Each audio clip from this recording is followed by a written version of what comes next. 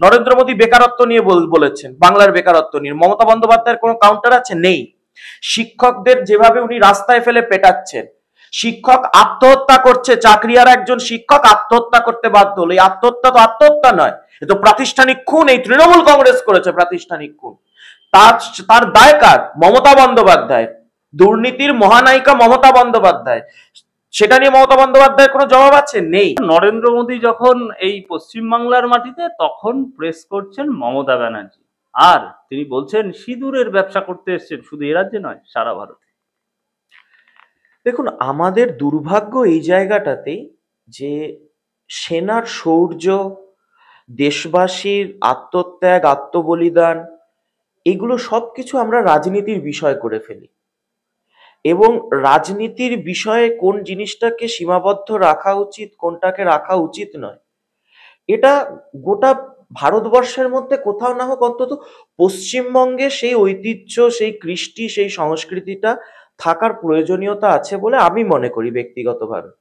আমরা যে উত্তরাধিকার সূত্রে যে সংস্কৃতিটা বহন করছি, রাজনীতির যে চরিত্র ধারা যেটা বহন করছি, সেই জায়গায় আমরা একটা সময়ের থেকে তো একটা দেখেছি যে বিধানচন্দ্র রায় এবং একই দলের মধ্যে জওহরলাল নেহেরুর বিশাল মানে রাজনৈতিক মতানৈক্য বাংলা নিয়ে, কিন্তু তথাপি দুজনের মধ্যে একটা সৌজন্য বজায় ছিল। বিধান রায়, জ্যোতি বসু, ব্যাপক একটা রাজনৈতিক বৈপরীত্য, বিরোধিতা, কিন্তু একটা রাজনৈতিক সৌজন্য বজায় ছিল। এটা কেন জানি না, মমতা বন্দ্যোপাধ্যায়ের মতো একজন রাজনৈতিক চরিত্রের অবতরণ এই পশ্চিমবঙ্গের রাজনীতির মাটিতে ঘটার পর আমরা দেখতে পাচ্ছি বিরোধী নেত্রী হিসেবে হোক কিংবা শাসক দলের উনি সর্বাধিনায়িকা হিসেবে হোক, ওনার হাত দিয়ে পুরোটাই ধ্বংস হয়ে যাচ্ছে সংস্কৃতিটা।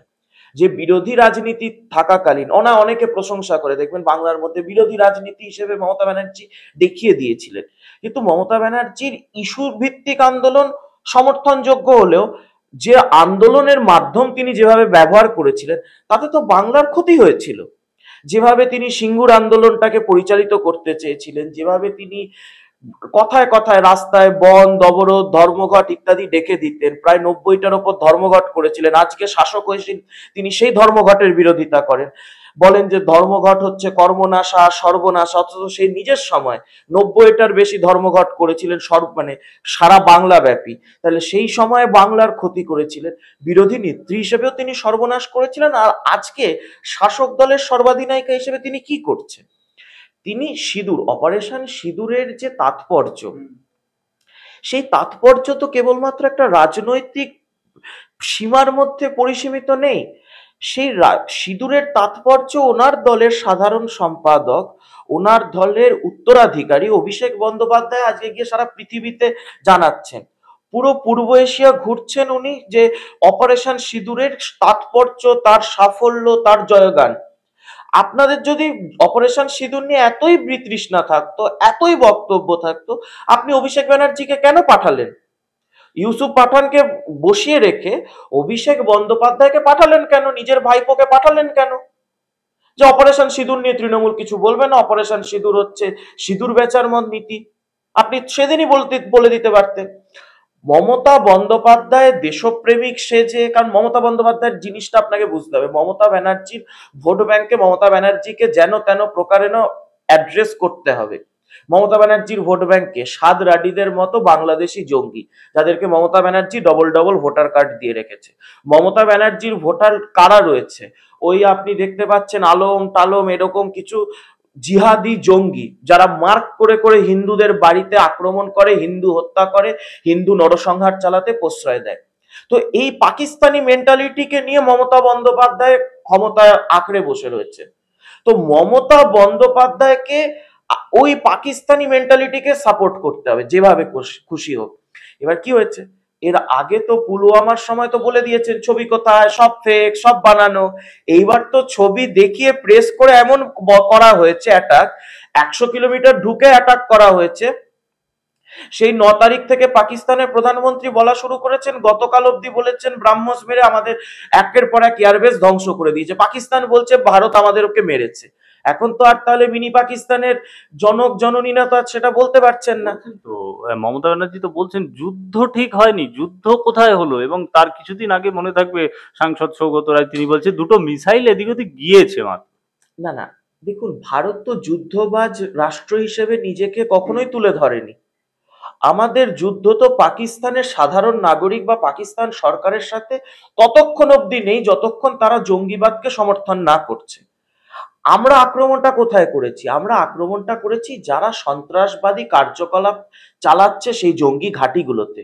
যারা সেই জঙ্গি ঘাঁটিতে, যে জঙ্গি ঘাঁটিগুলোকে যারা এয়ারবেস দিয়ে সাপোর্ট দিচ্ছে, সেই এয়ারবেসে আমরা অ্যাটাক করেছি। ভারত কখনো, আমরা গৌতম বুদ্ধের দেশ, আমরা শ্রীকৃষ্ণের দেশ, আমরা অন্যায়ের বিরুদ্ধে যুদ্ধ করি। আমরা তো এমনি হয় চলো সকালবেলা মনে হলো আমরা যুদ্ধ ঘোষণা করে দিলাম। আমরা তো মধ্যপ্রাচ্যের কোনো রাষ্ট্র নই যে আমাদের কোনো একটা কিছু মাকসাদ হাসিল করতে হবে যুদ্ধ করে।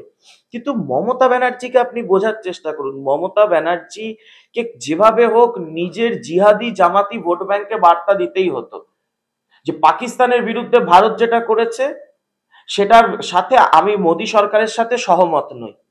কারণ সিঁদুর যেভাবে মায়েদের, ভারতীয় হিন্দু মায়েদের যেভাবে সিঁদুর মোছা হয়েছে ইসলামিক জঙ্গিবাদের কারণে, তার বিরুদ্ধে যে অপারেশন সিঁদুর হয়েছে, মমতা ব্যানার্জির ওখানেই গাত্র দাও যে কেন অপারেশন সিঁদুরটা হলো।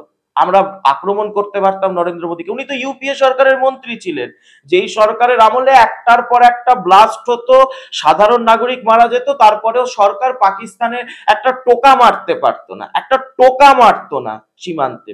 সীমান্তে একটা এমনি একটা পেটোবম ছুটতে মানে মারতো না। তো সেই সরকারের মন্ত্রী ছিলেন, সেই সরকারের মানসিকতা, সেই সরকারের চরিত্র উনি নিজে অন্তস্থ করে বসে রয়েছেন। এই যে নরেন্দ্র মোদী 100 কিলোমিটার ভেতরে গিয়ে মেরে দিয়ে চলে আসছে, এটাই তো ভারতের পরিবর্তিত পররাষ্ট্রনীতি, ভারতের সন্ত্রাসবাদের বিরুদ্ধে জিরো টলারেন্স, এইটাকেই তো প্রমাণ করছে। মমতা ব্যানার্জির এখানেই গাত্র দাও। ইসলামিক ভোট ব্যাংককে উনি বার্তা দিতে চান, কিন্তু উনি এটা বুঝতে পারছেন না সব পশ্চিমবঙ্গ বা ভারতবর্ষের সব মুসলমান কিন্তু পাকিস্তানের ইসলামিক জঙ্গিবাদকে সমর্থন করেন না। বহু মুসলমান এমন আছে যারা অপারেশন সিঁদুরের জয়গান গাইছে, বহু মুসলমান। মমতা ব্যানার্জির উচিত আসাউদ্দিন ওয়েসির থেকে শেখা। আসাউদ্দিন ওয়েসিকে দেখুন, ওনার সাথে বিজেপির চূড়ান্ত রাজনৈতিক বিরোধিতা রয়েছে। আসাউদ্দিন ওয়েসি প্রথম দিন থেকে রাষ্ট্রের স্বার্থে কিন্তু কথা বলছেন। ওনাকে আমি রাজনৈতিকভাবে অপছন্দ নয়, ঘেন্না করি, কিন্তু তবু ওনার এখনকার যে উনি একজন মানে দায়িত্বশীল রাজনীতিবিদ হিসেবে যে ভূমিকা উনি পালন করছেন, তাতে কিন্তু ওনাকে কুর্নিশ জানাতে আমি বাধ্য একজন ভারতীয় হিসেবে। আর ব্যক্তিগত আক্রমণটা বলছে নিজের স্ত্রীকে সিঁদুর না পরিয়ে অন্যদের সিঁদুর পরিয়ে বেড়াচ্ছে, এই যে এই ধরনের একটা মানে রাজনীতি কোথায় নামতে পারে, সেই সেই জায়গাটা সূচকটা কি? বাংলার সম্মান বাড়লো, বাংলার মায়েদের সম্মান বাড়লো। আমরা কিন্তু মডেল হিসাবে মমতা ব্যানার্জিকে দেখি। যারা এই বাংলার মানুষ তারা কিন্তু সেইভাবেই এনেছিল যে বাংলার মেয়েকেই চায়, কিন্তু সেই বাংলার মেয়ে মায়েদের সম্মান, সিঁদুর এবং ব্যক্তিগত নরেন্দ্র মোদীর আক্রমণ। বাংলা নিজের মেয়েকে চায়, আপনি 21 সালের স্লোগানটা বললেন, তারপর কি হয়েছিল? 21 সাল, 22 সাল, 23 সাল, আমাদের হিসেবে 75 জন বিজেপি কর্মী পোস্ট পোল ভায়োলেন্স এবং তারপরে পঞ্চায়েত নির্বাচনের সময় 75 জন বিজেপি কর্মীকে খুন করেছে এই তৃণমূল কংগ্রেসের এই ভৈরব বাহিনী, এই গুন্ডা মাস্তান বাহিনী। তাদের মাথায় কে বসে রয়েছেন? মমতা বন্দ্যোপাধ্যায়। আমাদের পূর্ব মেদিনীপুরের একজন, যেখান থেকে মমতা বন্দ্যোপাধ্যায় হেরেছেন, সেই পূর্ব মেদিনীপুরে শুধুমাত্র 3-4 দিন আগে তার বিয়ে হয়েছিল। সদ্য বিবাহিতা একজন নারীর সিঁদুর এই তৃণমূল কংগ্রেস মুছে দিয়েছিল, কারণ তার স্বামী বিজেপি করে বলে। সিঁদুর মোছার নায়িকা তো মমতা বন্দ্যোপাধ্যায়, নিজের দলের সিঁদুর মোছেন। এমন অন্তর্দ্বন্দ্ব, এমন টাকা নিয়ে বকরা নিয়ে গোষ্ঠীর লড়াই লাগিয়ে রেখেছেন নিজের দলের মধ্যে, এত টাকা নিয়ে খেয়েই লাগিয়ে রেখেছেন। তৃণমূলের সাধারণ কর্মী, কত কর্মীর স্ত্রী বিধবা হয়েছে শুধুমাত্র এই বকরার ভাগের জন্য, এবং মমতা বন্দ্যোপাধ্যায় এই নির্মম প্রশাসনের জন্য, মমতা বন্দ্যোপাধ্যায়ের এই প্রশাসনিক পুলিশ মন্ত্রী হিসেবে ওনার ব্যর্থতার জন্য। যে রাজনীতির সূচনা মমতা বন্দ্যোপাধ্যায় করেছে রাজনৈতিক হিংসার, আমাদের কত কর্মীর স্ত্রী তার সিঁদুর উনি মুছেছেন বলুন তো? উনি সিঁদুরের তাৎপর্য বুঝবেন কিভাবে? মুছেছেন তো উনি, ওনার দল তো সিঁদুর মুছতে সিদ্ধহস্ত, শুধুমাত্র রাজনৈতিক বিরোধী, তার কিচ্ছু নয়। ভারতের সংবিধান স্বীকৃত বিজেপি পার্টিটা করে বলে একজন কর্মীকে মেরে দিল।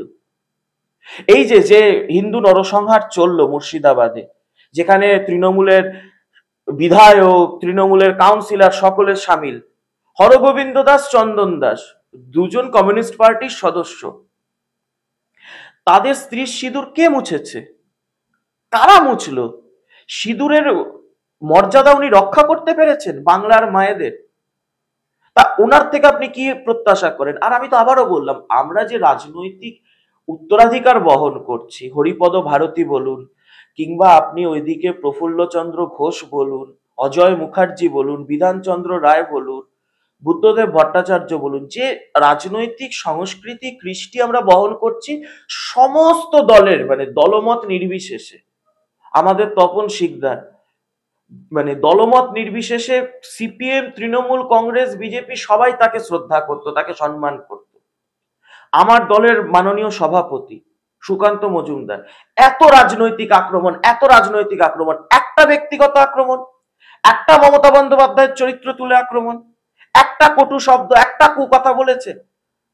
মমতা বন্দ্যোপাধ্যায় গেছিলেন 4টে মিটিং করতে ওর সুকান্ত মজুমদারকে হারাতে, মমতা বন্দ্যোপাধ্যায়কে একটা কটু শব্দ বলেছেন? বলেননি। এটা আপনার ব্যক্তিগত শিক্ষা। আমরা যে বাঙালি হিসেবে যে জাত্যভিমান রয়েছে আমাদের, আমরা শিক্ষা, আমরা সংস্কৃতিতে, আমরা রবীন্দ্রনাথের উত্তরসূরি, আমরা বিদ্যাসাগরের উত্তরসূরি, সেইটা তো আমাদেরকে রক্ষা করতে হবে। বিহারের মানুষ এসে, উত্তরপ্রদেশের মানুষ এসে তো রক্ষা করবে না। আমরা আজকে যে রাজনীতির জায়গাটাকে নামিয়ে নিয়ে চলেছি তৃণমূলের সৌজন্যে, বিহার, উত্তরপ্রদেশের মানুষজন আমাদের দেখে ছিছি করছে যে একটা সময় গুন্ডারাজ, লালুর জমানার বিহার, যেটা নিয়ে একটা সময় মানুষ ত্রস্ত থাকতো, আজকে কোথায় পশ্চিমবঙ্গটাকে তৃণমূল কংগ্রেস নিয়ে যাচ্ছে। বেশ, আমি একেবারে ছোট করে শেষ প্রশ্ন করব যে একেবারে প্রান্তিক অঞ্চলে কিন্তু প্রচার চলছে এই অপারেশন সিঁদুর, এই ভারত পাকিস্তান যুদ্ধ আবহ, গ্যাসের দাম বেড়ে যাবে, বিহারের ভোট মিটলে গ্যাসের দাম বেড়ে যাবে এবং যুদ্ধের খরচ তোলা হবে ঠিক একেবারে প্রান্তিক অঞ্চলে, এইটা বোঝাচ্ছে তৃণমূল। আপনাদের কি পাল্টা কিছু বলার আছে? মমতা বন্দ্যোপাধ্যায় বা তৃণমূলকে বলুন, যুদ্ধে যদি কোনো রাজ্য সব থেকে বেশি পাকিস্তানের ড্রোন অ্যাটাক সহ্য করে থাকে এবং সেটাকে প্রতিহত করে থাকে, তার মধ্যে অন্যতম রাজ্য হচ্ছে রাজস্থান, বিজেপি শাসিত রাজস্থান। ওখানে গ্যাসের দাম 450 টাকা। আপনাকে আমাকে কেন 930 টাকা, 980 টাকা দিয়ে গ্যাসটা কিনতে হচ্ছে? প্রথম তো যেখানে সব থেকে বেশি ড্রোন অ্যাটাক হয়েছে, প্রায় 600টা ড্রোন অ্যাটাক কে প্রতিহত হয়েছে রাজস্থানের ওই সীমান্তে। তো রাজস্থানে তো আগে দাম বাড়ার কথা ছিল, রাজস্থানের মানুষ তো আজকের দিনেও 450 টাকায় গ্যাস পাচ্ছে। বিহারের ভোট হয়নি? আরে বাবা, বিহারের ভোট হয়নি, রাজস্থানের তো ভোট হয়ে গেছে। রাজস্থানের ভোট তো 28 সালে। ওখানে সরকার তো চাইলেই পারে যে আমি 100 টাকা ভ্যাট বাড়িয়ে দিচ্ছি। মমতা বন্দ্যোপাধ্যায় যে যেমন এখানে 980 টাকায় গ্যাস বিক্রি করে প্রত্যেক গ্যাস সিলিন্ডার পিছু নিজের পকেটে 350 থেকে 400 টাকা ঢোকাচ্ছে, যে তৃণমূলের ভোটে কাজে লাগাবে বলে, তৃণমূলের নির্বাচনী প্রচারে সেই টাকা কাজে লাগবে বলে। কারণ এদের তো সরকারি প্রচারের মধ্যেই দলীয় প্রচার, দলীয় প্রচারই সরকারি প্রচার, দুটো তো একসাথে চলে। তো ও রাজস্থানের সরকারও তো পারে, এখন তো না 28 সালে ভোট, 100 টাকা 50 টাকা বাড়িয়ে দিতে। রাজস্থানের সরকার তো বাড়ায়নি। উত্তরপ্রদেশে তো 2027 সালে ভোট, উত্তরপ্রদেশের সরকার তো 3টে করে গ্যাসের সিলিন্ডার বিনামূল্যে দিচ্ছে প্রত্যেক পরিবারকে। মমতা বন্দ্যোপাধ্যায়কে বলুন না সেটা দিতে। মমতা বন্দ্যোপাধ্যায় মিথ্যা প্রচার করে। ওই যে আপনি বললেন না ব্যক্তিগত আক্রমণ নরেন্দ্র মোদীকে কেন করছেন, নরেন্দ্র মোদী বেকারত্ব নিয়ে বলেছেন, বাংলার বেকারত্ব নিয়ে। মমতা বন্দ্যোপাধ্যায়ের কোনো কাউন্টার আছে? নেই। শিক্ষকদের যেভাবে উনি রাস্তায় ফেলে পেটাচ্ছেন, শিক্ষক আত্মহত্যা করছে, চাকরিয়ার একজন শিক্ষক আত্মহত্যা করতে বাধ্য হলো। এই আত্মহত্যা তো আত্মহত্যা নয়, এ তো প্রাতিষ্ঠানিক খুন। এই তৃণমূল কংগ্রেস করেছে প্রাতিষ্ঠানিক খুন। তার তার দায় কার? মমতা বন্দ্যোপাধ্যায়, দুর্নীতির মহানায়িকা মমতা বন্দ্যোপাধ্যায়। সেটা নিয়ে মমতা বন্দ্যোপাধ্যায়ের কোনো জবাব আছে? নেই।